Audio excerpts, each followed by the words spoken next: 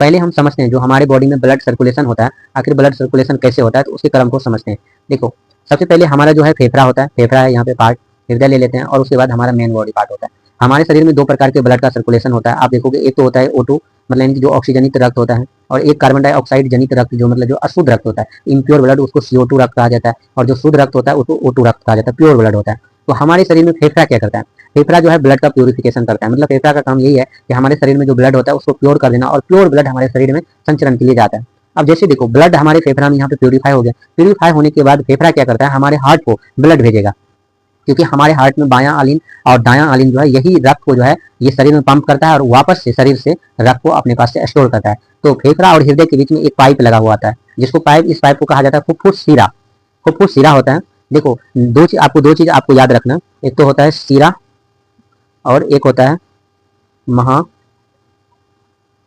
महाधमनी।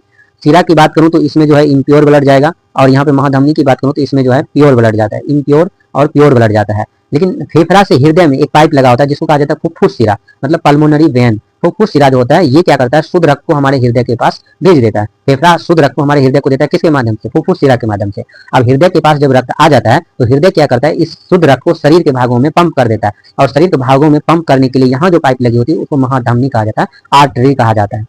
जब ये शुद्ध रक्त पूरे शरीर में सर्कुलेट हो जाता है तो शरीर में, हमारे शरीर में जो इम्प्योर ब्लड है, जो अशुद्ध रक्त है, उसको शरीर से वापस भी लाना होता है हृदय के पास। तो वापस जो CO2 जनित रक्त है वो शिरा के माध्यम से, वेन के माध्यम से हमारे हार्ट के पास पहुंचता है, और हमारा हार्ट अब इस ब्लड को शुद्धिकरण के लिए फेफड़ा के पास भेज देता है, और फेफड़ा के पास जो इसको भेजता है वो किसके, वो फुफ्फुस धमनी के माध्यम से भेज देता है फेफड़ा के पास। चलिए इसको एक एनिमेशन के माध्यम से यहाँ पर समझते हैं।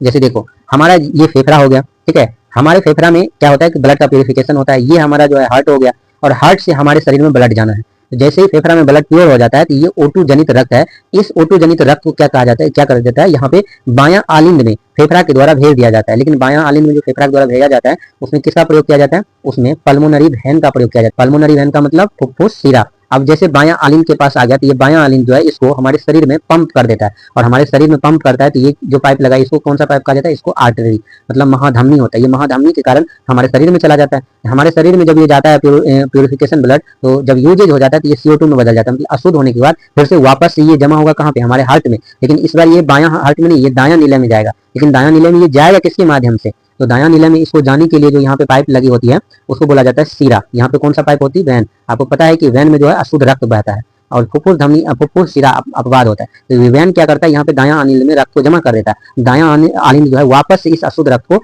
यहाँ से फेफड़ा को भेज देता है शुद्ध होने के लिए।